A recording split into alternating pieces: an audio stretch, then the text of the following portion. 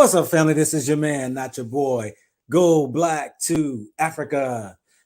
Thank you for each and every one of you all who are coming in right now. And I am so delighted to bring on a beautiful couple from New Orleans. I call it the New Orleans, as they might say. But they have decided that they are leaving damn Erica, excuse me, but hey, put the D in front of America, capitalize the E.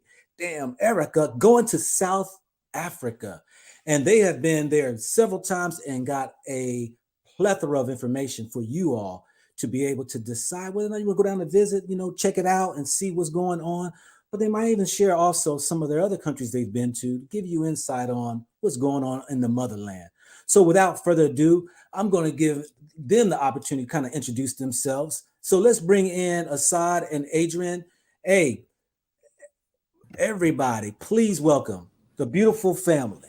Hey. Assad and Adrian. Hey, how's everybody, man? It is an absolute pleasure to be.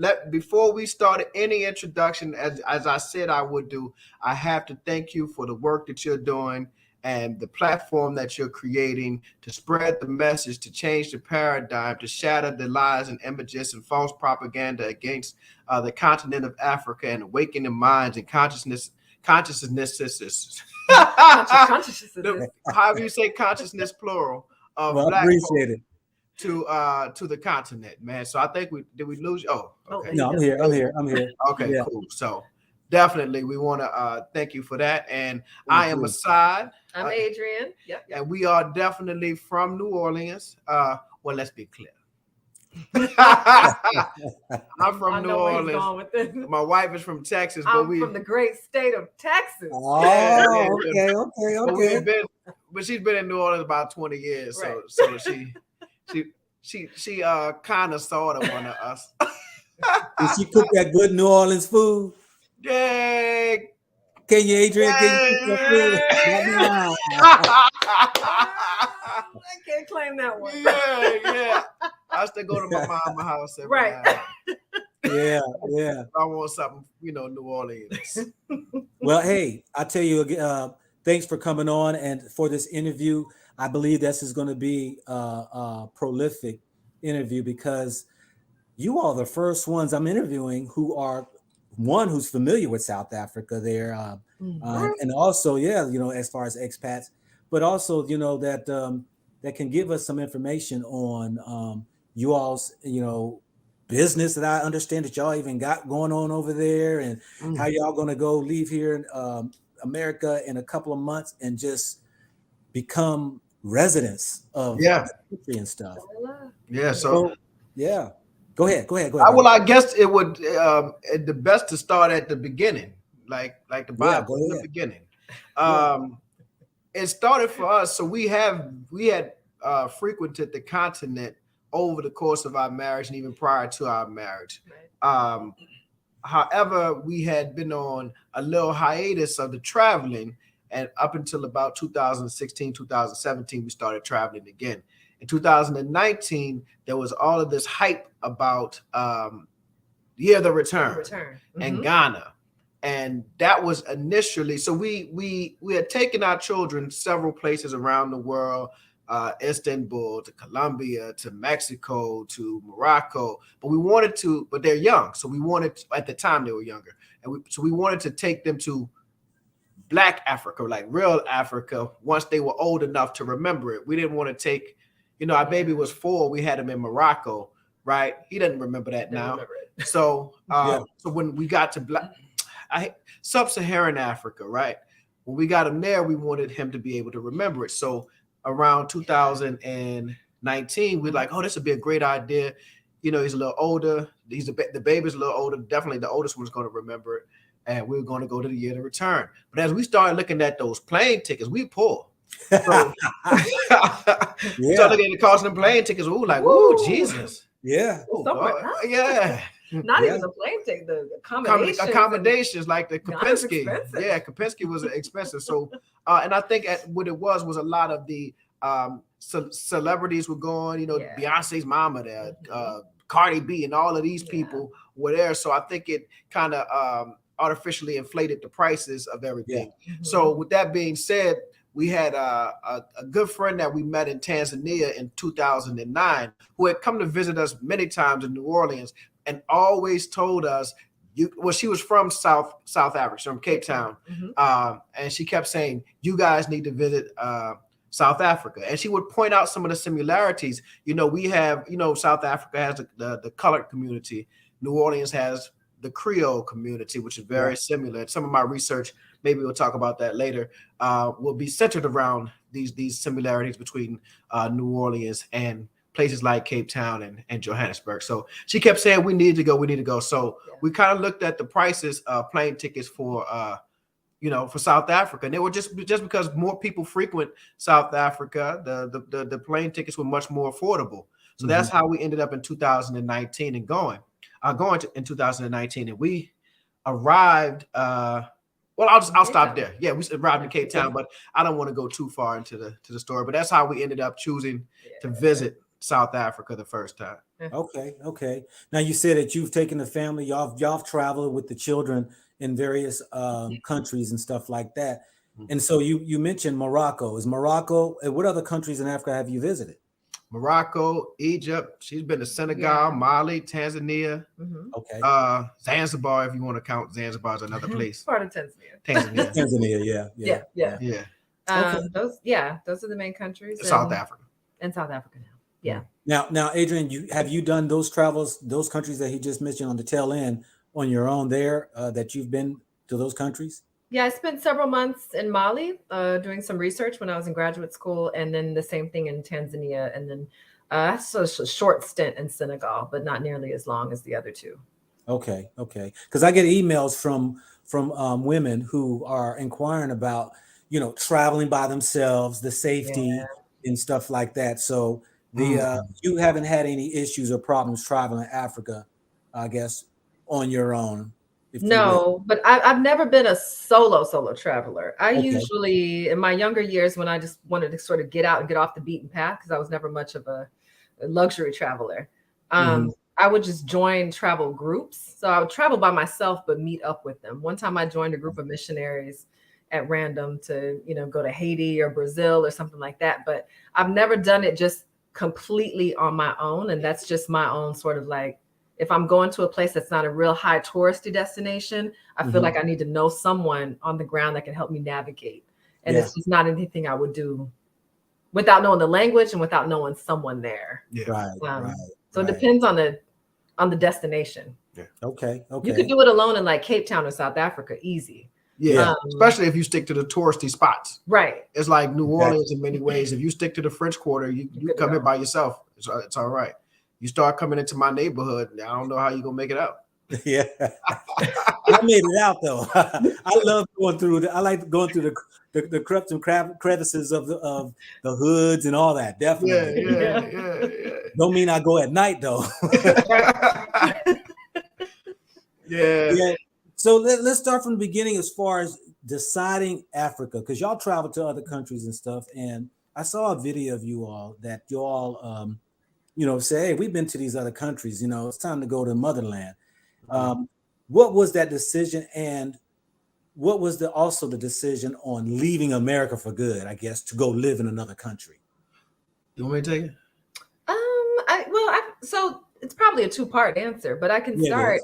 Even as a child, I've always had an interest in traveling outside of the United States because I went to Catholic schools. And so these nuns would leave over the summer, come back and tell us stories of like the Philippines or wherever they went around the world. So I've always had an interest in traveling outside of the US. And then once I started traveling, as soon as like high school, junior year of high school, going on trips and things like that and doing my own sort of traveling on my own, I've always had a desire to live outside of the United States. Okay.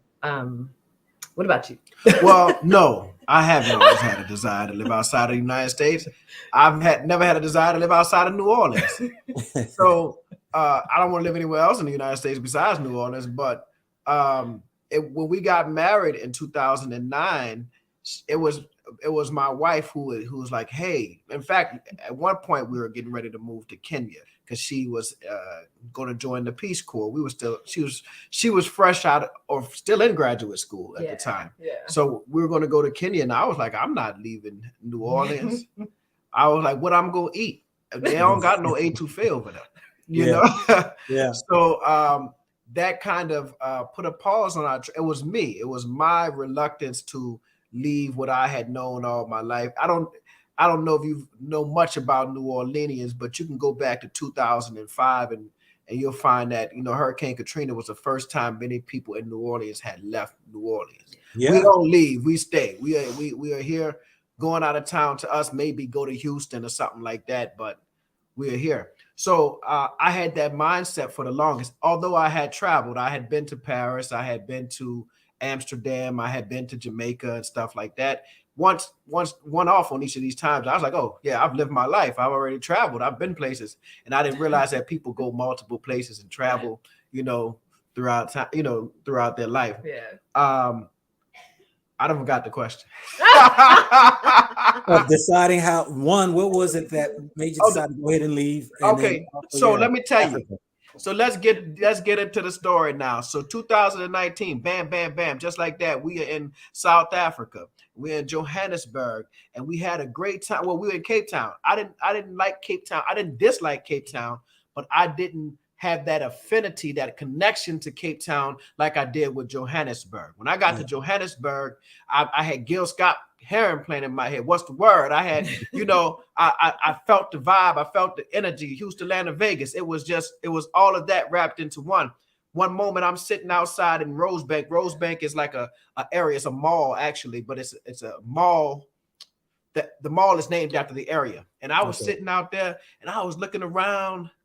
Brother, I saw all these black people, what I perceived to be black people. Later on, I know that some were black, some were colored, identified as color. But in the United States, our perceptive lenses that they're black. Right. I was just looking around. I was like, man, look at all these black people. They working in the stores. They are patrons as well as, you know, the customers as well as workers. They're going into the bank. I went into the bank and everybody in the bank was black. And I had seen stuff like this before, like in Tanzania or whatever have you.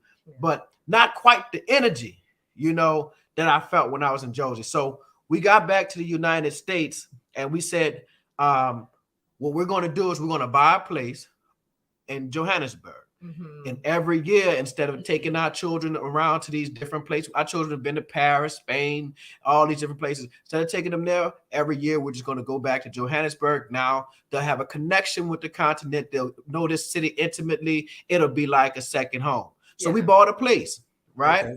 Wow. Then COVID hits.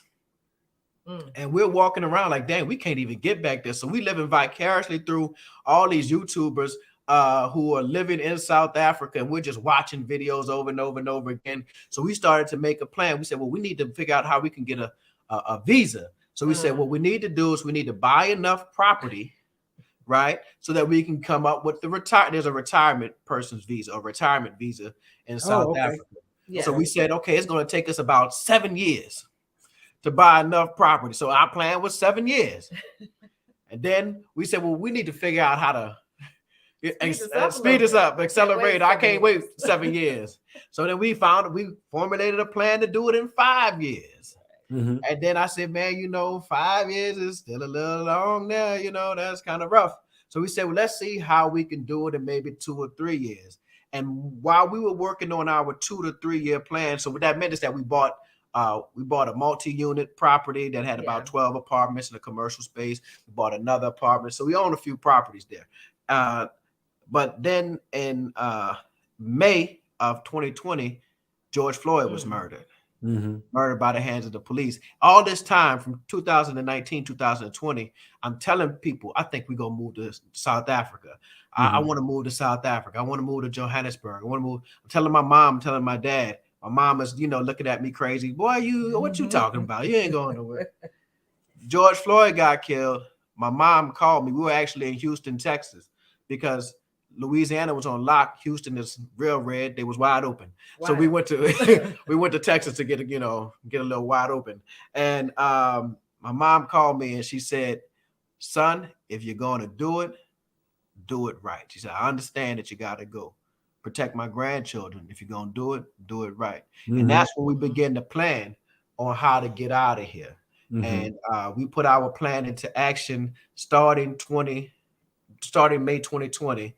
sped it up and sped it up. Accelerated. And now June. Right now we know our house is for sale, and we have obtained all of what we need in order to be there in June. So virtual work, and people want to know how we're going to survive. Right. Yeah. We do have rental income, but however, we know it is we got virtual work, and it's much smarter to earn the US dollar in the South African context because the dollar stretches further. Yeah. So we have jobs that afforded us to work anywhere in the world. So since we're talking about business and money, which is my line of work too, as well, property and real estate. Okay, well, let me hold something, brother. Hey. Let's hold some game. Yeah, let me hold something. Let me hold $20. Hey, as long as you can hold it, give it back. I'm good with it. You got to hold something in return. That's right. That's right. Because I know that you're going to spark interest in people saying you purchased 2 properties in Johannesburg. And 3. how does that work? I mean, you don't have to be a resident or a citizen. You can just purchase right out. No. And the beautiful thing about it, we were in the property or here in the United States. Yeah. So we've been landlords before. We've had several rental properties here in New Orleans, Airbnbs and all. So this was kind of something we were familiar with. So the process to purchase in South Africa was so familiar, that it was, nothing felt foreign at all. Yeah. There's a website that's very similar to your MLS site here in the United States. Oh, okay. Property 24. You can go there and you can find. Now there are other properties, privateproperty.co.za, or whatever have you. That's but the mothership. Yeah, but Property 24 is the one, right? Okay. And you're going to see Remax. I think you see Keller Williams, if I'm not mistaken, but you're definitely going to see brands that you are familiar with if you've purchased a home in the United States. Yeah. The process of talking to the real estate agent, the process of having a home inspector go out to evaluate the home and give you a report. Man, we had a guy went out to look at the first apartment we bought. The first apartment was a 1-bedroom flat, right? A 1-bedroom apartment, 1 bedroom, 1 bath flat. He went out to look at the place and he wrote me a 200-page report on a 1-bedroom, 1 bath apartment with everything from this chip paint and how much it's going to cost to repair that chip paint or whatever have you. You see? Wow. So we felt comfortable in purchasing this because we purchased it from the United States. Yeah. Right. Okay. The most difficult thing that we had to do was to figure out how to transfer such large amounts of funds. Not large amounts. Let me not say that. Yeah, it wasn't that large. I don't need nobody come and try to rob me. Right. It wasn't that large. Well, I was going to ask you because, I mean, not to get in your business of how much you pay, but what would around a guesstimate of a 1-bedroom, probably decent condo apartment, what have you, would cost a person? It depends. Obviously, location. Yeah. Bam, bam, bam, just like that. But to say in a nice location, maybe in what they would call the Johannesburg northern suburbs, you could probably start looking at about 35,000, and then maybe go up to about 40 to 50,000. Oh shoot! Nice. Oh shoot! Oh okay. Yeah. So, yeah. I mean, and I hope people are listening because I mean, really, you could not find that in America. No. There's no way you could find that in America. No, I got a truck outside costs more than that. Yeah, you know what I'm saying? Right. See, yeah. You already know. The gas costs more too. Yeah, the gas too. Okay, I mean, so the cost of living in Johannesburg, y'all found is it kind of, I know that's cheap right there, but I know I've watched your videos, a couple of your videos on Johannesburg, and you were talking about cost of living, and things seems to be a lot cheaper. Absolutely, but it's cheaper. Absolutely not. Keep it just 1 second. Keep in mind that 35,000 is in the northern in Sandton or Greater Sandton, which is the most expensive place here space in the country. So yeah, so you can get a lot cheaper than okay. Yeah, you can find them a lot cheaper. Yeah, you go to Pretoria a little further out, or you go to even on the northern suburbs headed towards like Centurion or something like that. Closer to Pretoria, midway through Pretoria, it's more affordable than that. So we actually bought in probably one of the most expensive areas there. So, and that's 35, 40. But I mean, these are 1-bedroom flats. Right. And they have stuff that is way nicer. So that's your entry level kind of stuff. Yeah. Definitely can increase in price. Now, what was the question, brother? You asked us about. Well, I was just talking about as far as the other cost of living and stuff. Oh, the other cost of living, definitely. So now I want to preface this by saying that if you maybe live in smaller rural towns, what I'm saying may not be applicable. Yeah. But we live in New Orleans where the cost of living has increased drastically and somewhat at a neck-breaking pace since 2005 when the entire city was flooded. So in the rebuilding process, there was a gentrification plan put in place, which was designed to kind of push Black folk out and make New Orleans into like a San Francisco boutique city. Mm-hmm. It didn't work because Black folk here just can't live nowhere else. So we came back. But however, it did increase the cost of rent. So if you're looking for the cost of rent for a decent 1-bedroom apartment in the city of New Orleans, not the suburbs, in the city of New Orleans, you're going to look at it between $1,200 a month for a 1-bedroom, and that may not be in the most exclusive area. It's just a 12 to 1. And conversely, it's about $400 a month for a 1-bedroom in Johannesburg. So you look at those numbers and say, okay, well, and definitely can find stuff cheaper in Johannesburg, and you can find stuff cheaper in New Orleans. As I've told folks before, you definitely can find something cheaper than $1,200. I saw your video, man. Orleans, but you need to make sure you have your bulletproof vest. Just make sure you have that near. Yeah. And your gun. And I live in a nice neighborhood. My gun is on my side as we speak. Speaking of that, because Johannesburg, can get a bad rap about the crime. You hear, I have not seen many videos of people going into the hoods, if you will, there of Johannesburg. You got a large poverty that do exist there in Johannesburg. Absolutely. Absolutely. And I interviewed a brother who African from Ghana, who actually I met over in Botswana, that he shared with me his experience. He goes back and forth to Johannesburg. And actually, it's on YouTube when him getting robbed he was going into his hotel, they caught it on camera, and they caught him in the car and they stripped him from everything. What is the crime that you've experienced there in Johannesburg? Is there, is the hype, is it all that mean, or is it like America? It happens. Crime's everywhere anyway. Crime everywhere. So that's a very interesting question. Yeah. Because we get that.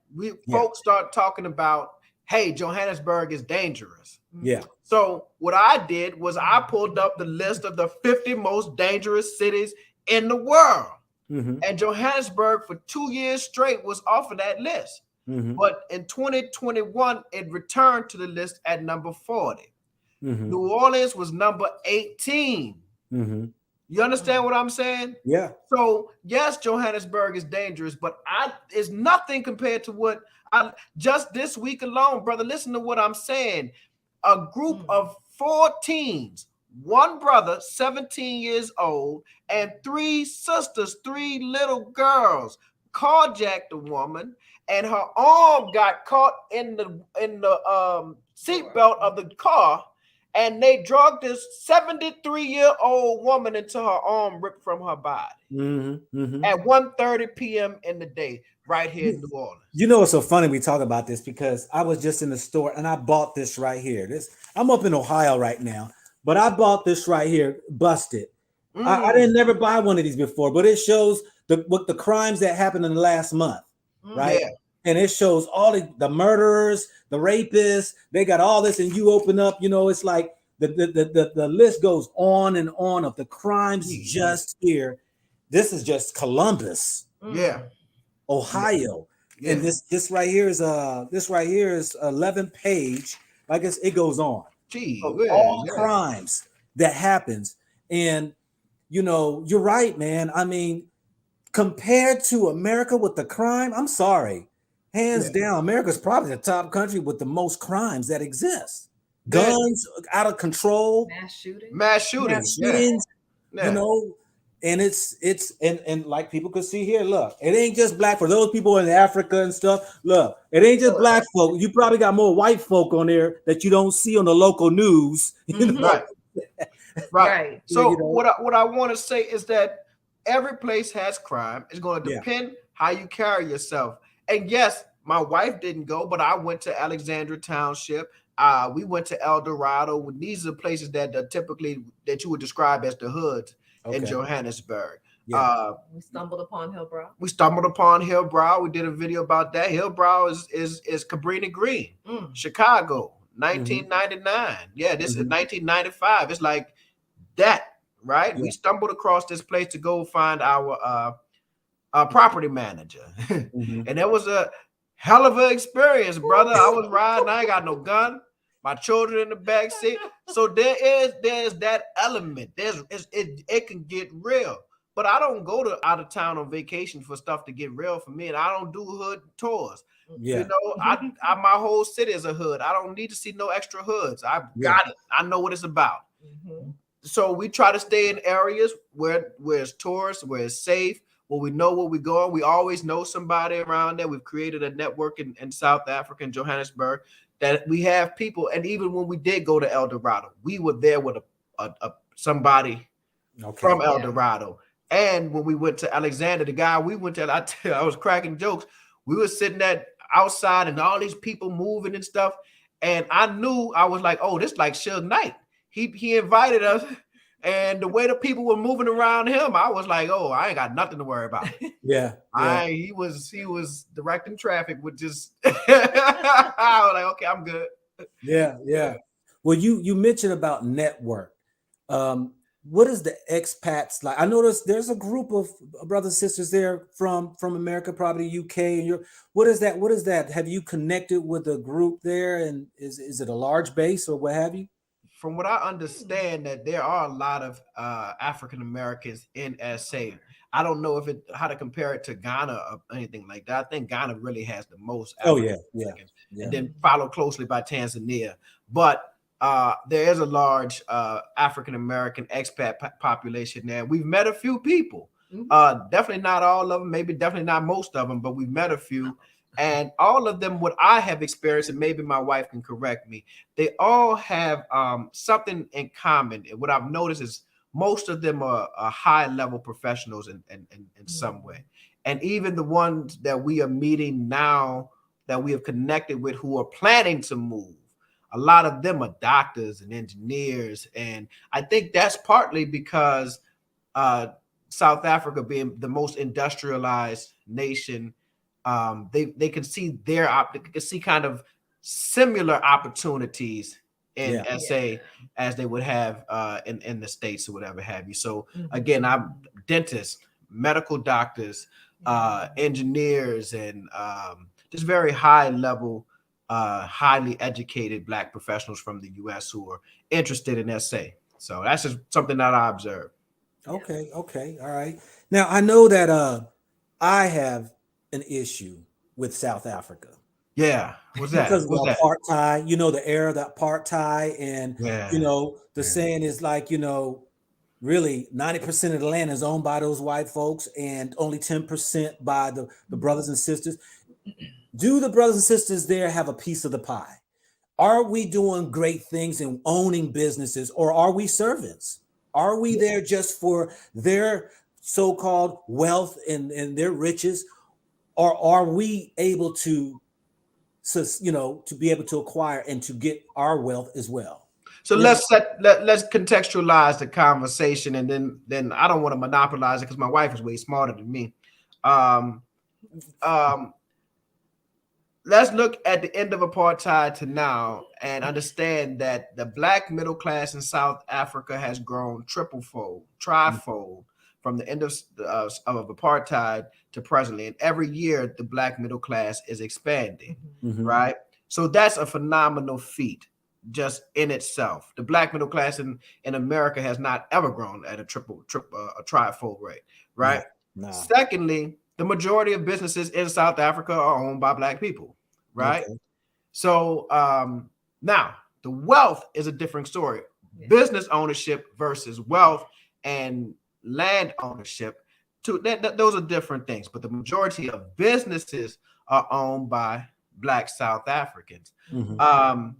As it relates to this Black middle class, you see them. You see them when you ride up and down the street.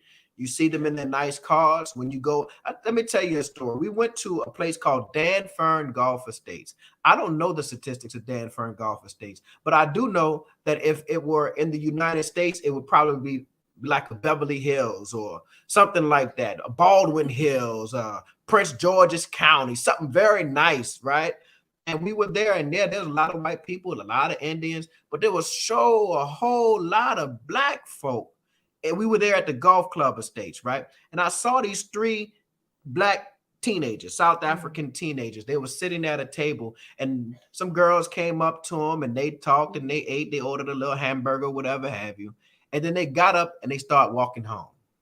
Now, I don't know what neighborhood in the United States that'll have, $1 million houses and all that good stuff. And Black children, teenage children, have the freedom to walk down the street without feeling like they're going to get pulled over. So my point is that Black folk in Johannesburg, in particular, from what I've seen, they're everywhere. We've been to the nicest of the nicest neighborhoods. And yes, sometimes they get whiter as you get in certain areas, but there's never a place where Black people are not. You see what I'm saying? Yeah. So they are definitely there. So you see them driving the nice cars. You see them living in the very nice neighborhoods. You see them going to the very nice private schools.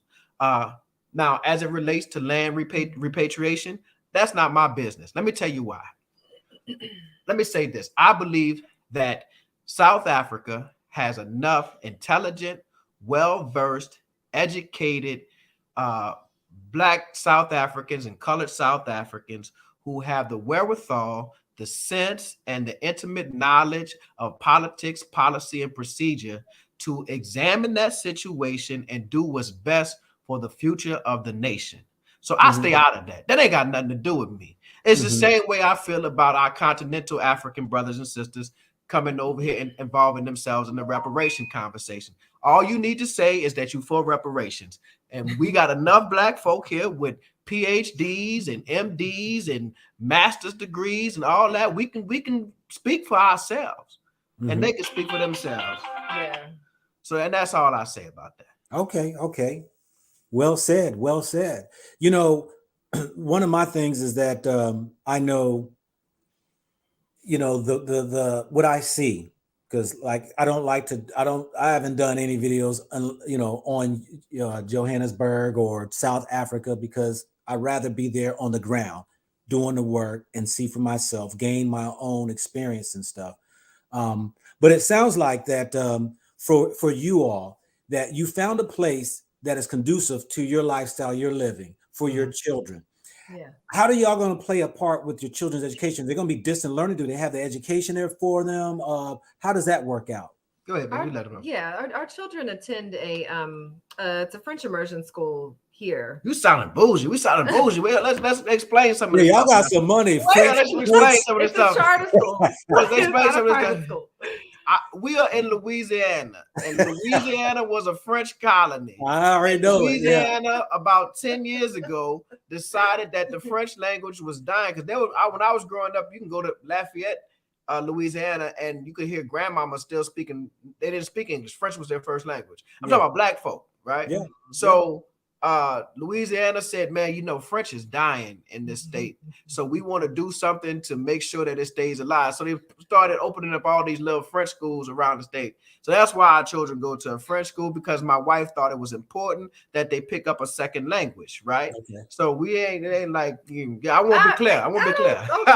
We're not bougie. We're not bougie. Well, hey, y'all can always move to Senegal. That'll come in handy when you go to Senegal. I was actually thinking of opportunities for them in West Africa in their future, but anyhow, so they're a part of a school it's a part of a global network of French schools that the French government supports. Louisiana's government has done a lot of investment in that, and so there's a French immersion school in Johannesburg that the children could just transfer into because they're part of this network. And so they wouldn't skip a beat. It'd be the same exact curriculum they've been on. They just kind of pick up where they left off. And oddly, they've been in French school since pre-K. So, you know, and they want to stay in a French school. Like I asked them, I was like, would y'all want to go to a French school that we could find? And they were like, oh no, it would be weird to go to English speaking school. Like they want to continue with their French education. So the whole curriculum is spoken in French. Yeah, their teachers they might come from West Africa, Belgium, France, Gabon. you know, Martinique. So they don't speak English in the classrooms? They have English class. Yeah. That's in English. Everything else is in French. Like in high school when you had Spanish class. So English is like that's the flip side. Yeah. So they speak fluent French. Yeah. So now are you going to get them tied in Johannesburg speaking an African language? Yeah. That's my goal. Like I'm hoping that at least the third, instead of Spanish, the third language, they can start picking up a local language like Zulu. Like Zulu or Izulu, I think it's isiZulu. isiZulu. Yeah. Yeah. Okay, well that's great. I mean, you know, one thing about us, you know, who come from America, we speak one language. You go to Africa, they speak 5, 6, 7 languages. You know, right? I mean, you know, inadequate. You know that you heard that joke that said, you know, what do you call someone who speaks 3 languages? You say they're trilingual. What do you call someone who speaks 2 languages? You call them bilingual. Yeah. What do you call someone who speaks 1 language? An American. Yeah. Yeah. So we have to learn. We have to, and I mean, I don't know any. I could barely speak English, so I'm trying my best. My wife always correct me on my English, believe me. She always does. Most definitely. So, okay, all right. Y'all moving in June. Yep. Yeah. Y'all packing up and y'all going. If I turn this camera around, you see how this house look? Yeah. Packing up the life. Packing it up, baby. Packing it up for good. Well, so you're going to be moving in June. You're going to be over there. You said that you all work through, you know, the internet or whatever your jobs do. Mm-hmm. I watched one of your videos, man, and to me it was touching, man. When you lost your job, you said in 2000 and what was 13. that? 13. Yeah, 2012 going into 13. Yeah. It touched me in a way because, you know, for a Black man who, you know, is trying to do all he can for his family, and I could not imagine how you could come home and share that with your wife that you lost your job because y'all just opened up a business. Opened up a coffee shop. Y'all opened up a shop. Yeah. And I'm like, you know, really, man, that's what I love about Africa is that when you are kind of forced to be an entrepreneur, typically, in most Africans I've been to, you have the power in your own hands that you're not necessarily dependent upon, you know, some employer to feed you. Right. You know, but share with the people on that experience and how and what are you doing now? Are you still working for somebody, or y'all plan on doing business in Johannesburg besides your rental properties or what? Please share with that. Well, so 2012, I was a bachelor's level employee with the state of Louisiana, and my wife we just had my baby. My baby was born in September, so this is in December of that year. And the governor at that time was named Bobby Jindal. Bobby Jindal had no affinity or love for mental health. And he decided to cut and close whatever he could. That was his claim to fame. Claim to fame was his ability to slash budgets. And he slashed the budget and he closed my agency. At the time, we had just opened the coffee shop, and the goal was, or the plan was, hey, we are both working. We're going to be able to funnel the type of money that we need in order to get this business off the ground and, you know, to sustain it. That didn't work like that. We got called into our office, and I'll tell you the truth. God honest truth. The man's name was Pete Calamari. I'll never forget this. Pete Calamari said, as long as I'm alive, you guys have a job, because we were all worried about it. This was on a Friday. he said, as long as I'm alive, you got a job. And he went home and died. It's the truth. That's God out of the truth. He went home and died. He was up there sweating. He was dying then. He was up, he was up there sweating, saying that. And we said, oh, we got a job. By Monday or Tuesday, it was over for us. And I tell you what. But he didn't die though. Seriously, he didn't die though, right? No, he died.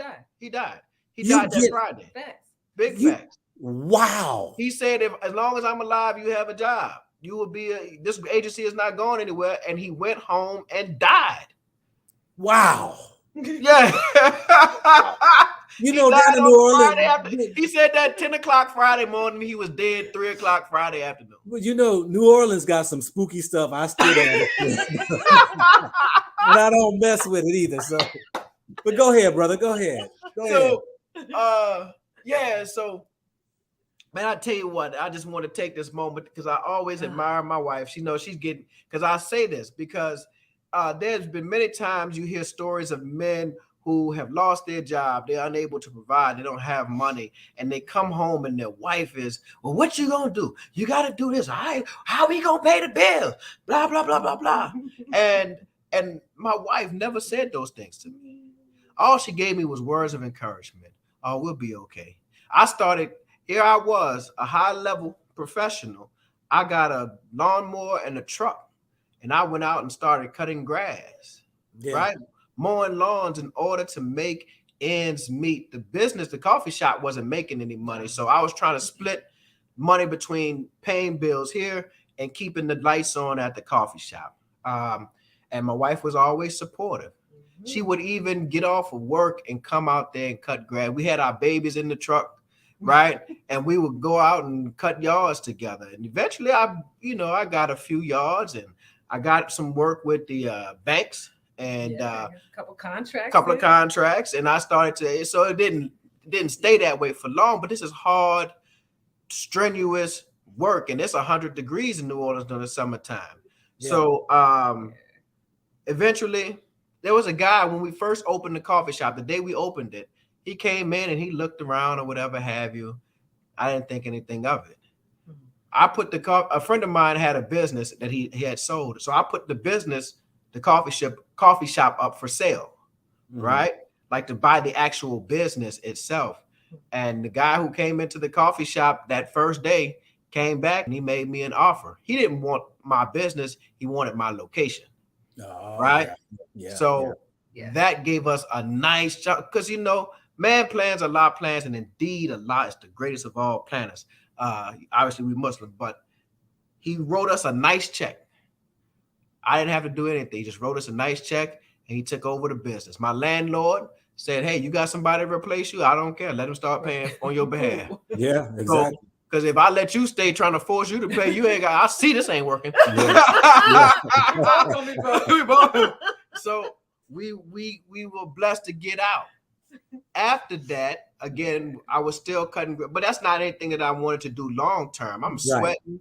I'm hot out there. It's hard to keep good employees because eventually I had to actually hire people. And he's no fun to work with. And I'm not fun to work with. I'm being honest. When I'm working, I'm focused on let's get the job done. As much as I like to laugh now, is how opposite I am when I'm actually working. Yeah. So I ended up getting offered another job. I took that job and I said, well, I won't put myself in this position again. I'm going to make sure that I have something. So we took the money that was given to us for the coffee shop. We built an Airbnb. We had a backyard. We built a guest house in our backyard. And Airbnb was popping, and that was one of the best investments that we ever made. Wow. We had, another rental property. So that send me y'all address. I might buy y'all house. Oh, well, look, I'll send it to you. You can have it. I'll send it to you quick. Take it. Yeah. So that put the address out there because we might have some buyers out there too as well. You never know. Yeah, I'm not putting my address out there, but yeah, I'll put my email my email address. Holler at me. Yeah. So I went back to work and I said, I'm not going to put myself in this position again. I need to go and make sure I have degrees and credentials. I already had a bachelor's degree. So I said, I'm going to go back to school. So my wife didn't bat her eye. She said, you can do it. Always supportive, man. And that's what I tell people. I'm Muslim, but the Bible says when a man finds a wife, he finds a good thing. Yeah.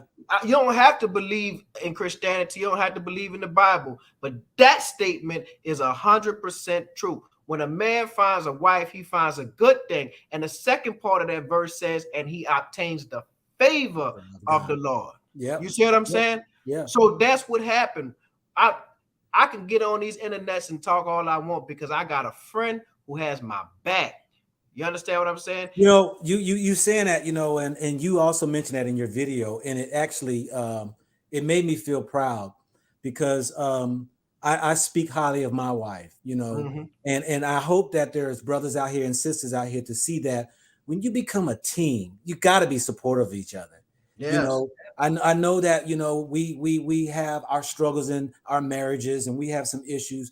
And sometimes, you know, I find whether it's some of my friends or relatives and stuff like that who leave a good woman for some shank old skanky old and ain't supportive, ain't got your back. And it's like, for what? Man, if you're going to cheat up. Yeah, you know what I'm saying? You say cheat up.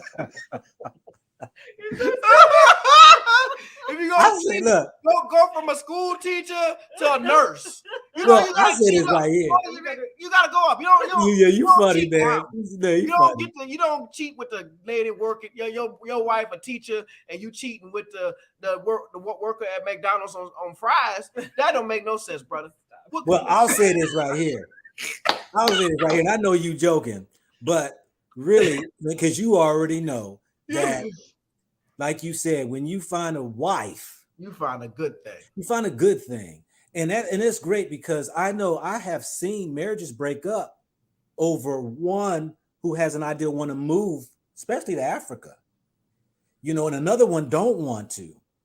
And that causes a lot of friction. And so you had mentioned earlier that when Adrienne was talking about Africa, you were like, I got to rethink this whole thing, you know, see what she's talking about going or what have you. But it takes two, man, to become a team. And I tell people, marriage, really, if you really think about it, if two people can have the mindset to build, not tear down, but just build. Yeah. That's where it's all at. And I believe from your support, Adrienne, to your husband is why things turned out the way they did. Because had you not had the support, his mind and he would have been elsewhere. You know? The patience. Let me tell you, it's about the patience. Because I'm not an easy person to deal with. I know that. I'm not either. My wife will tell you. I ain't got to tell you. My wife will tell you. but what I am is honest. And see, I'm able to tell my wife, hey, if I'm wrong, I apologize. If I messed up, I shouldn't have said it like that. You know, will you forgive me? I do a lot of that, right? I do a lot of that because, you know, I don't know how to control his mouth sometimes. I don't never curse her out. Now, that's one thing we don't have in this household. We have a sign on our door that says live well, laugh much, and love often, or something like that. That's on the outside of our door. We don't holler. I don't curse her. She don't curse me. We don't raise. I get my Malcolm on. Who you raising? You out your mind? You raise your voice in this house. No, I don't do that. We don't holler. We don't scream. And I talked in the video about joy, man. Listen, I'm serious about this. Ain't got nothing to do with Africa and moving, but you gotta have joy. Happiness is transient. It's temporary. It come and go. You're happy for a job. You're happy for a girl. But if you have joy, right? Joy is a perpetual state of being. And this is something that I had to learn over my 43 years of life.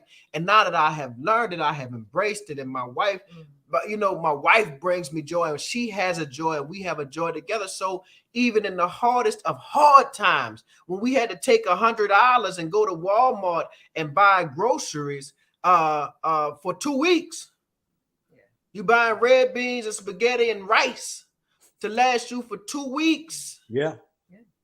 We never stopped laughing. What you see here, go ahead. I want to talk about patience because I was serious. I really wanted to move to Africa. She did. Back in the day. And so when he was like, nah, it was heartbreaking for me. You know, and I was like, dang, like my dream is gone. I gotta stay here. But the argument, go ahead. Well, I just want to say though, even though it felt disappointing at the time, I wasn't going to put that above my vows in my marriage. You know, it's like, well, this is what I chose. I have to live with the decision. And I came across a woman once who was like, it's not over forever. She was like, it's about timing. Right now is not the time. So it's just live your life, do your assignment right now, be a good wife, be a good mother to these children you have, and you never know how God will bring that back. And then Johannesburg came, and it was a perfect compromise, right? Like, this is the Africa that he came across. He was like, oh yeah, I want to do this. So all of a sudden there's an excitement, and I'm like, I finally get to go. Right. So but it's the perfect time, because now that you're describing everything we've been through, you know, I have no doubt that we can go to another country and we'll be all right. Be all right. We've been battle tested now. Right. We've been battle tested in so many ways that it's like, oh yeah, we can move and do this. But I want to say this: when she said she wanted to go when we first got married, my argument was this: I got a good job in a house, we making money. Now you want to pick this up and go live in a village? I ain't about to go do that. I was like, we'll make it, figure it out. No, I got a BMW outside. I am not about to go live in nobody's village. So what I say that to say, when you get to, I think the allure of South Africa and Johannesburg and Cape Town and Pretoria and Durban is that it's an ease of transition. Like, if you want to go and live a rural life and you want to, you know, there's the Gambia for you. Yeah. You know, there's all these other places. Yeah. But if you like city life, I'm a city boy, right? Mm-hmm. I'm from a city that never sleeps. We can go and party at 4 or 5 o'clock in the morning. I'm a city boy. Yeah. Johannesburg is a city, right? Yeah. So none of the stuff that I'm used to will I miss. High-speed internet, got it, right? Mm-hmm. You know, nice malls and stores to go to, got it. Can I go buy a nice, pretty house in a nice neighborhood? Got it. Yeah. You know, highways, all the restaurants you want to eat. If you want to eat at high-end restaurants, or you want to eat at McDonald's, KFC, and Burger King, they got them all. They even have a Popeyes. Now, it don't taste the same, but they have a Popeyes. No, Popeyes outside New Orleans don't taste the same. Now, I love when I heard you say that you love to eat. You have fat boy tendencies. I do. The inner fat person. The inner fat person. He's strong too. He's strong. I gotta control him. Get back. Man, but yes, we do. There's a love for Johannesburg. And let me tell you another thing about South Africa, getting back to the conversation. Yeah. You can see just about anything that you want in that country. You go to Cape Town and you go on to Table Mountain, again, not to get religious, but if you are a believer, you stand on Table Mountain, there's no way that you can deny the existence of a supreme being when you see the actual detail that was laid out and the magnificence laid out when this place is created. It is absolutely breathtaking. Mm-hmm. The most picturesque place that I've ever been on earth, right? Yeah. You can see those mountains. You can take from there and go to a safari at Kruger National Park, and you can go see all these big animals, and then drive 5 hours and be right back in a city. Right. Get tropical in Durban. Yep. You get all of this stuff in one country, you know. Yep. So that's important. And then I'm gonna tell you another thing. As you know, we moved to Africa to see our Black people, see Africans. Also, there's a lot of variety in South Africa. So there's a lot of Indians there, Malaysians, and all of these. So there's a variety of people that you see and meet. So Johannesburg is a cosmopolitan city with a whole, yes, it's like 80% Black. But we run into Indians all the time. We run into, obviously, they're going to have your Europeans and your British and your Afrikaans and Asians. We saw an Asian couple when we were going to eat, and just Muslims. That's another thing. We've seen a lot of Muslims there. We are Muslims, so we've seen a lot of Muslims there, and so it's just a lot of variety in this place. So you get that metropolitan, cosmopolitan city right there in Africa, and then you're still super majority Black. Awesome. I did a video the other day comparing the I had the picture of Africa and Israel, and not to bang on anybody's faith or belief, but the Garden of Eden is a beautiful place, and I'll sit here and still say that Africa's the place. And so it has all. It has the, like you said, the grandeur of the land side and the mountains, the rivers, the surrounding oceans and animal. It's all beautiful, and it's breathtaking to me. Yeah. It really is. And how vast Africa is. Mm-hmm. I mean, how long is the flight from South? I know because I flew out of Namibia, and it took me a year and a half to get back. Yeah. So what's the flight time to get down there to Johannesburg? 14 typically? hours straight flight. 14 hours direct flight from Newark. Yeah. Oh, so they have a direct flight. Okay. They used They to have have one from Atlanta too. Yeah, I don't know where it's at because I can't find it right now. But Delta used to have one straight. Right now, it looks like it goes from Delta to, you have to get over to KLM and you go to so you have to go through Europe, and then you fly down. But United Airways United has one from Newark straight into, and that's 14 hours. I don't know if there's a time difference. I don't know, but it's 14 hours. 14 hours, yeah. And it's really not a bad flight at all. You know, those 14 hours go by pretty fast. I prefer that to a layover in Europe. Yeah. And I mean, I think what happens is that's those 2 days travel time that you're talking about when you go for a week, but you got to take the 2 days of travel off. So if you got 14 hours, if you leave, you can basically get that in one day. Boom. Okay. Now you're there. Mm-hmm. And now visiting Johannesburg, what is the entrance protocol as far as visa? How long can you come in for, and all that there for people to know? If you got that blue passport, that old American thing, I know we talk bad about that thing, but boy, it can get you to a lot of places. Yeah, it gets you like you don't have to ask no questions. You just be like, yeah. So it's 90 days. They give you this 90-day tourist visa just walking in. Bam. Okay. Now you have to have right now in the age of COVID, no charge. In the age of COVID, you got to have a PCR test that was taken within 3 days of your departure, 72 hours of your departure, that says you are negative. And you show that, you show your passport. They may ask you a question like, what are you doing here? You know, what you plan on doing? And that's it. They stamp. Now you have 90 days to be there.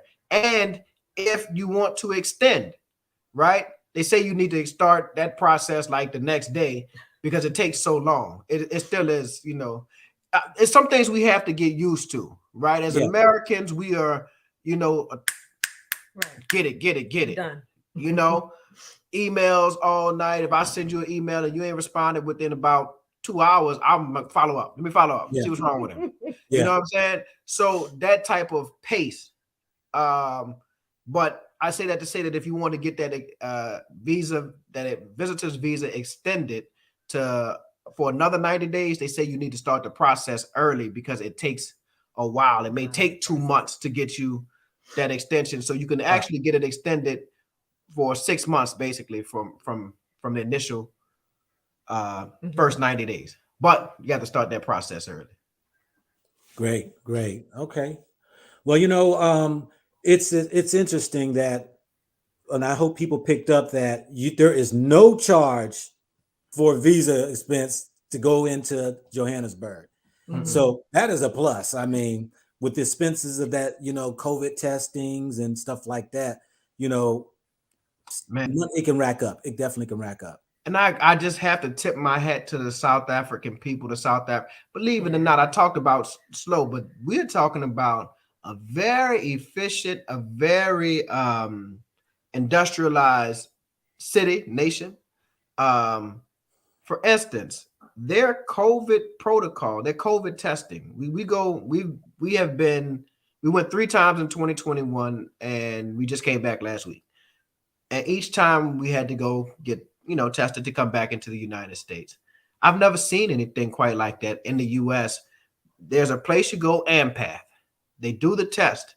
If you go in the morning, you download the app, it comes to your phone by 8 o'clock at night. Yeah. And then you can open the app and it has what's that little barcode looking square thing, you know, that you hold, like people do their restaurant. Oh yeah. Whatever that's called. QR codes, right? Yeah. It's there. If you need a signed one, they already have it on the app. All you have to do is print. This is efficient, right? In the US, when we leave we go take the test. I got to go back to the place and ask them can you please, can you stamp it and sign it so I can leave? They already have this figured out. And part of that is that Africa has dealt with these type of public health emergencies before, so they already had this infrastructure in place.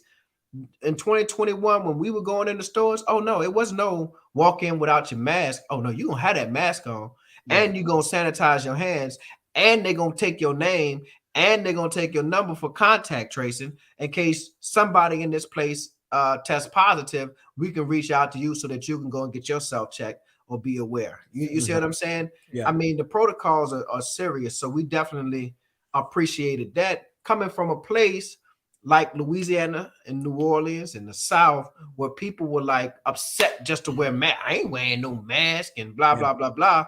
And we literally had people dying in our streets from COVID, right? Yeah. So it was something to see. That. So I always tip my hat to SA for their public health infrastructure as it related to COVID-19. Now they have some other stuff that they may be concerned about, but they were on point with that. Now, speaking of that, because health and all that right there, do you need vaccines as far as like, yellow fever? You need, is malaria a problem there? Nah. See, malaria, mosquitoes. So yeah, I had to do the malaria prophylaxis when I was in Mali, and I had to get a yellow fever vaccine to Mali and Tanzania, I think. And Tanzania too. The last time we were there, we slept with windows open for a cool breeze. The entire time we were there, Not one mosquito. They have 4 seasons there, right? They have 4 seasons there. I think they got cool and not so cool. Right. Yeah. Well, I know Joburg doesn't get. I don't think it gets sweltering hot or like. Because it's mountainous. Cold. Yeah. Okay. So it can get cold then. Yeah, it can get cold. It can get chilly, but it's it's mountainous and it's like beautiful. Boston. But as she was saying, go tell them about the mosquitoes. No, I was just saying, I was amazed because when it was up and I was like, oh, I hope I don't end up with like all these mosquito bites falling asleep, because that's been my experience before, and not a single bite. I didn't even see bugs. Like I just didn't. I was like, we had these windows open all night long, wide open to get that. Now we were on like the 8th floor. Still. Yeah. So you try that in Mali if you want to. Yeah. Oh yeah, shoot, they're gonna tear you up. Right. Yeah. They'll tear you up in Ghana too. Yeah, they'll tear you up in Sierra Leone. Yeah. I think that's the important thing about it. Like no vaccines. I think the reason why I would encourage people, African Americans, to visit Johannesburg and Cape Town, because instantly, if you have any preconceived notions and you believe the propaganda of white racism and white supremacy about Africa, about it being the jungles and all that good stuff, and people are poor and poverty and the little babies with the swollen bellies and the dry snotted nose, if you believe all of that, Johannesburg instantly shatters, or Cape Town, South Africa instantly shatters those images. You do see Black progressive people. You see all of the nice buildings and nice neighborhoods. So I think, and again, with the public health infrastructure, no need for malaria shots and all of that type of stuff. I also challenge my South African family to stop using language like the third world. Like, it's not a third world. It's not developing. Nothing about it is developing. Yeah. I can come show you New Orleans, where New Orleans is a developing city then. You know what I'm saying? Yeah. Third world has nothing to do. Third world is a World War II designation about who was on what side. You know what I'm saying? And all the people who were non-aligned were considered, like, the first world was the U.S., second world was whoever, third world was the people who did not align. So that language, we have to take back the language from the oppressor, and for those who use propaganda and weaponize language against us. So stop using third world. Stop using developing. South Africa in particular is not a developing nation. It's fully developed. And I feel like those of us that have visited are almost like, no, it's not only is it shattering, but it's like, it's better. Like, where I'm visiting is in better condition than where I'm from. Listen, we're from Louisiana, so maybe our perception is viewed. Some other Americans, some other places. Folk from Memphis, folk from Memphis was telling us, Louisiana, Mississippi, 49th and 50th in terms of poverty. So we might be impressed with stuff that most people are not. We're like, but you have a boy from Texas. That's what I'm saying. Our folk from Texas, our folk from Memphis, right? They were like, no, this is popping. We go to Houston on a spur of the moment just to go out to eat at there's a Ghanaian restaurant that we like out there, off the chain, Zongo. Please check it out. And we'll go out to what? Zongo, Zongo. Zongo. Yeah, I just left Houston last month. Yeah. Man, you should check it out. It's actually in Katy, like in that area of town. It's Houston, but close, like on that side. Yeah, Katy. But We'll go out there. So I know what Houston looks like. I know what Fifth Ward look like and all of that good stuff. So I know the hoods, and I'm telling you, it is comparable. You can compare, Joe. When my South African family asked, well, what is America like? I was like, right around Johannesburg. Yeah. Go see what it's like. Yeah, you want to see what it's like right around Josie. If you want to see what the projects in America like, go to Hillbrow. Because that's what it looks like. Mm-hmm. If you want to see what the rest of the city, just right around you, just Josie, and you're looking at what America looks like. And if you want to know what Johannesburg, right around Houston. Yeah. Right. Yeah. And I say it because people are, I still get that, oh, y'all going to the jungles. And I just told a coworker, a colleague, let me say that we were moving, and she was, where y'all gonna live over there? So I showed her a video of a house that we're looking to rent. Man, go black. This house. Hey, first of all, they actually study interior design in SA. Like they have that's part of a growing curriculum in a growing field.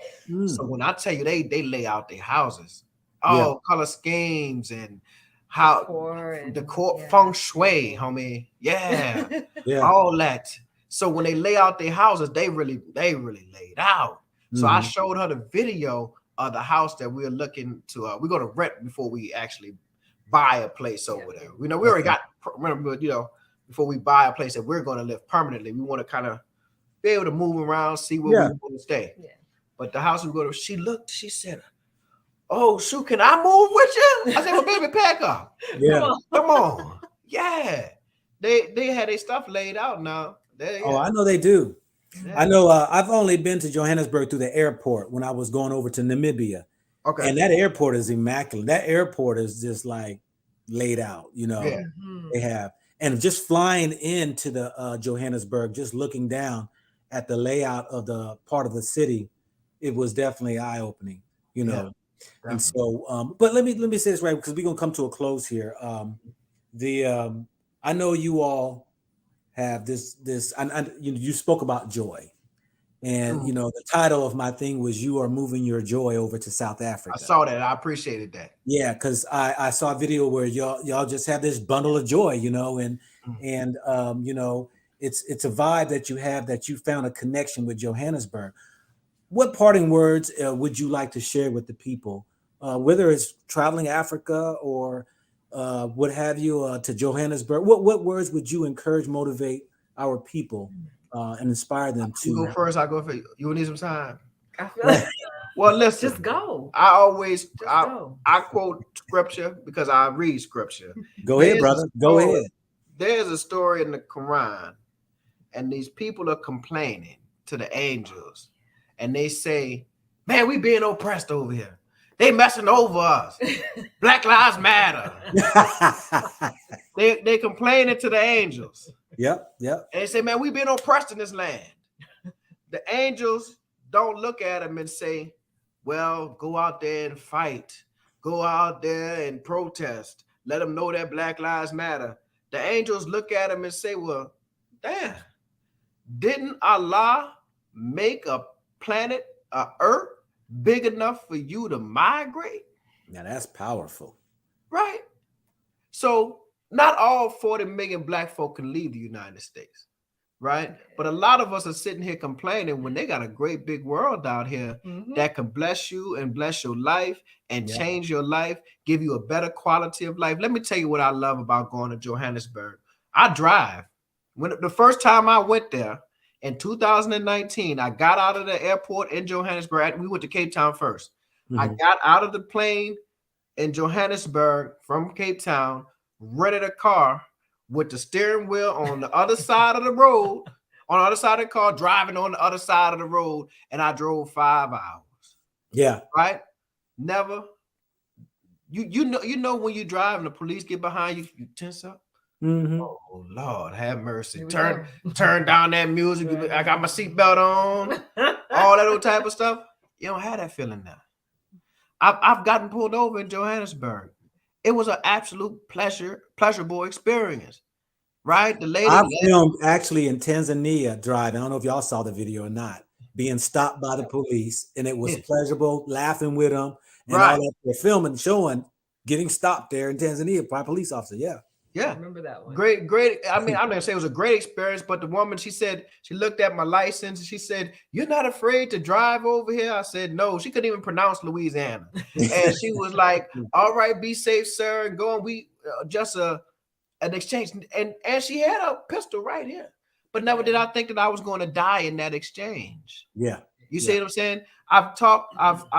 So I said to say that people move around. There's places where you can find a peace, a better quality of life. There's a certain weight. There's a brother, Dr. James. I want to mention him right quick. He talked about the weight being put on him as when he had to fly back into the United States. It was like a weight being put on him.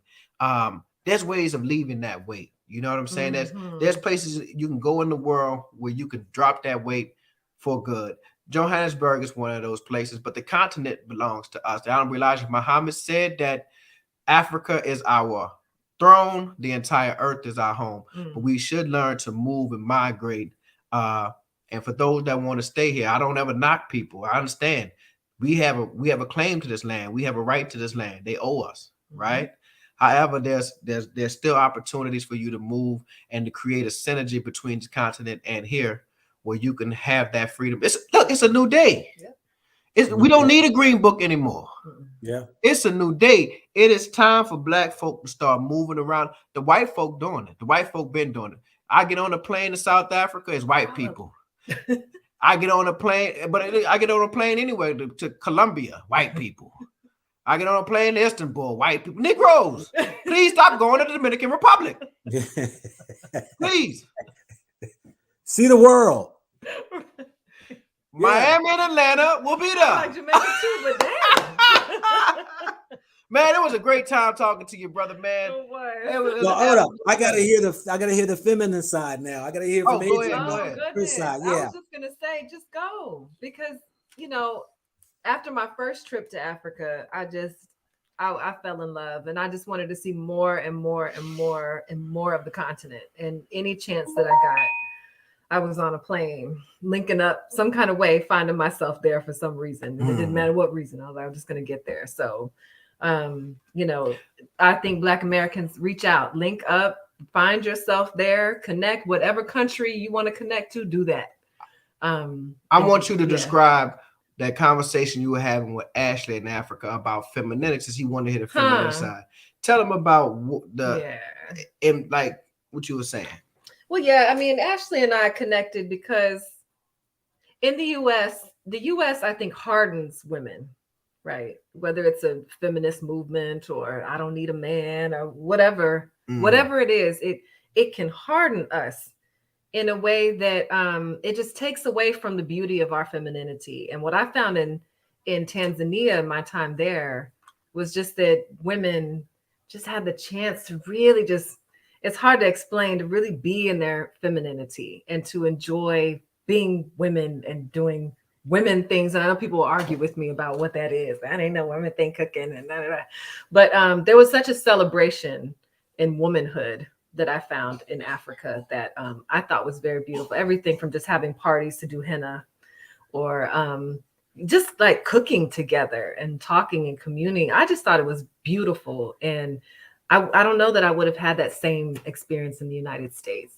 I can't say I wouldn't, but it was lovely to have there. And one of my most cherished memories from Tanzania, from Dar es Salaam. Yeah. And I think the United States, not only does it affect femininity, it creates a perpetual state of hypermasculinity, right? Yeah. You got to just be on all day. You got to be alert of your surroundings, the type of productivity, the level of productivity. I got to go. So my wife tells me, when you're in South Africa, you're a lot nicer. You're a lot, because I don't have to be so on guard and so on, not just on guard, but just on.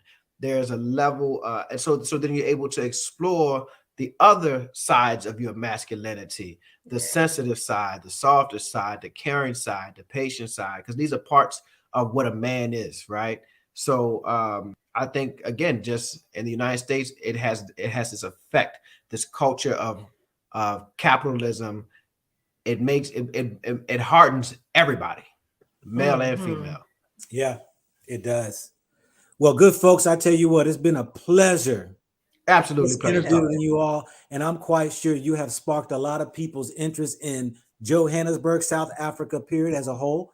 And I appreciate, because I will be down, and me and my wife is coming down there here in July. So, man, y'all gotta look us up, man. Oh, we're gonna look you up. There's no doubt. Yeah, definitely. That's gonna be nice. Yeah, Definitely. most definitely. And so I appreciate what you all are doing. And for you all folks out there, please go check out their YouTube channel. They've given some credible information out there that you can get a taste, even a broad scope of what Johannesburg is about. And there's a contact. We have a contact in Johannesburg, you know. Right there, just like that. Bam, bam, bam, just like that. Just like that. Just like that. Just like that. So with that, brothers and sisters, I thank you each and well, hold up. Let me stop. Let me give 5 questions. I almost forgot because I know people have some questions. I'm gonna take the 5 questions people have here in the chat that you want to ask our brothers. Man, where is the chat? I ain't seen the chat yet. You got your chat off, or I don't know. I don't know how to work it. I'm not that smart. Okay, that's okay. I can bring it up on the screen when they go ahead and ask a question. All right, go ahead. I'm ready. Bam, let's go. Bam, bam, bam. And we'll come to this close right here. So if y'all got a question, please ask. I'll take the first 5 questions. So the it's gonna come in here in a minute. Once it does, I'm like, okay. Yeah. Please put a question mark, you all. Question mark after your questions. Okay, I have to say that too. Let's see here. Let me go through here because my screen is flipping. Okay. Think before you hey, thank you very much for your heart of giving. They say, what an amazing show. Assalamu alaikum, brother and sister. Yeah, wish you all the best in life and hereafter. Boy, I like the Muslims, boy. See how we be talking to each other, girl?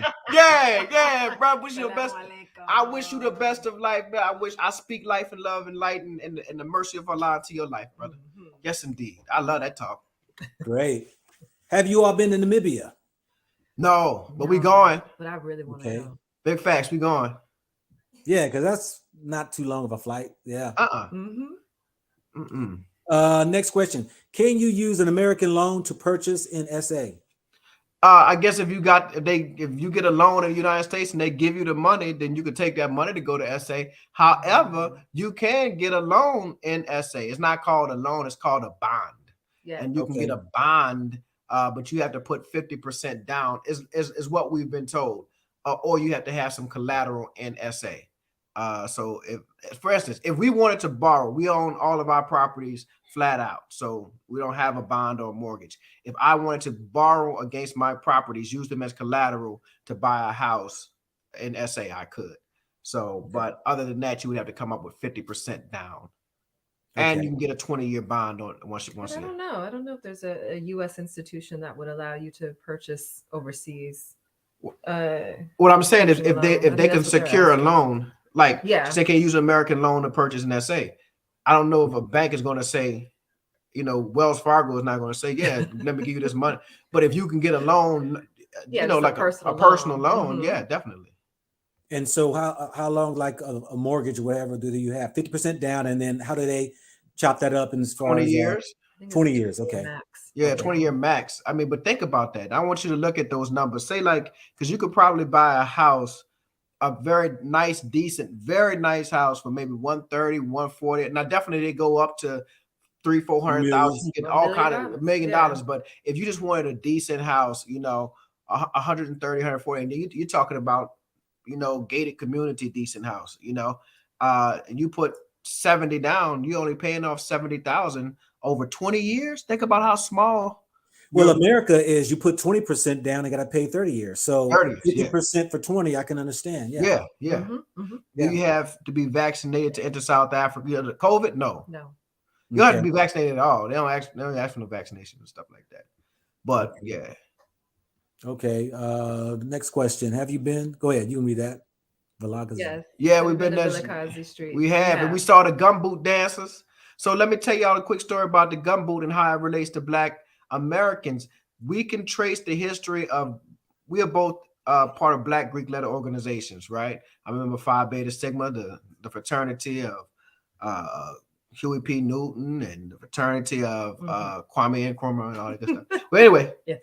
So when you see gumboot dancing in South Africa, we get stepping, you know. Yeah. All that stuff. Yeah. From gumboot dancing. It came, there's some different theories on how it came, but it came from South Africa. And it's undeniable. It's like undeniable when you see it. Yeah. Yeah, we big fast plan to travel to other African countries. Well, I think the wife has more plans than me.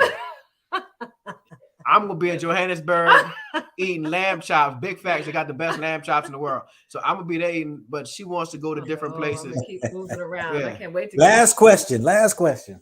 Yeah, I'm retiring soon. Could I live in SA permanently? So let's talk. Can we take a moment to talk about we can, visa options? when I saw that right there, give people some of the options, because I know we got retirees and who might have some. Look up 37,000 Rand for me. So there are several visa options that can get you to live in SA. There's one called a critical skills visa. So the critical skills visa, they actually just changed it February 2022. But initially, it is a list of occupations and qualifications that can get you a long-term visa or let me say, it's a list of qualifications and occupations that are in need in South Africa. So stuff like pipe fitters or IT personnel and stuff like that. So that call center managers, customer service, a lot of things. So if you have experience in one of those fields, then you can apply for a critical skills visa and hopefully get employed. I think the way it was working was that they'd give you a year to find a job. Now I think they're waiting for you to have an offer of employment. And then from that point on, I guess it's unlimited how long you're there. So there's a critical skills visa. There's also what they call a independently wealthy person visa. And I think if you can prove that you have $300,000 in the bank or something like that, and assets too. And assets. Not just cash. Yeah.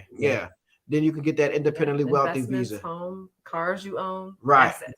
Nice. Then there is the retired person's visa. The retired person, well, then let's go here. The business visa. The business visa says that you would have to have about 5 million Rand, which is, how much is that? I don't know. However, like 300K? 300K or something like that, invested into a business in South Africa to get a business visa. And I think the business visa lasts, don't quote me, 3 to 5 years or something like that. Then there's a retired person visa. The retired person visa, if you have a retirement like coming in every month from the military or from the state job that you worked or from a pension, annuity, right? For 37,000 Rand, which is how much? 2,500.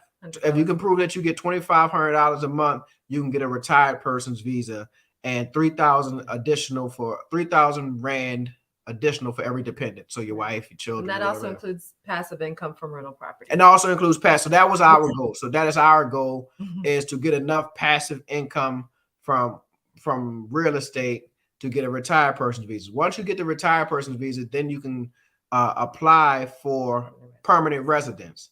And once you get permanent residence, you have all the rights and responsibilities of a South African citizen besides voting. You can't vote. Yeah. Now there are some other visas that you can look into depending on I want to say, I guess, your level of education. So by me having a PhD, I got a invite from the University of Witwatersrand. I did it. I don't know. Wits. University of Wits to do research. So that's how we're initially going to be there. And that's a 3-year visa. So, and then whether I get a permanent position at the university, whatever have you, we'll see how that works out. But I got a research visa, and we still have our, United States job. So then we're able to support ourselves very, Yeah. They have what other one's artist? There's an artist visa. I think there's a volunteer visa. There's a volunteer visa, but a volunteer visa, you need a official invitation from a NGO in South Africa saying, hey, we want you to come volunteer. And I think those are limited in their time. And then the artist visa is almost very similar to the research visa. but you just have to prove that you're an artist, that you're going there to study that you're going there to research, to write a book or to paint or do a record an documentary album, stuff like that. Yeah. So, but they don't really popularize those last three. The main one they popularize are the business, the retired persons, and the critical skills. All righty then. Hey man, that's a wealth of knowledge that I can believe that everybody can go ahead and take advantage of. And most definitely, I appreciate you all again, man, for just giving me that opportunity to interview you all. You know, y'all have opened up Johannesburg for people. I mean, hopefully pique their interest, checking it out, and go visit, family. Go visit. Go visit. And go black to Africa. Go black. Go black. Y'all do it with me. Go black to Africa. Big old facts. All right. Y'all sit tight real quick, and I say farewell to you all, Assad. All right. Let me end the broadcast.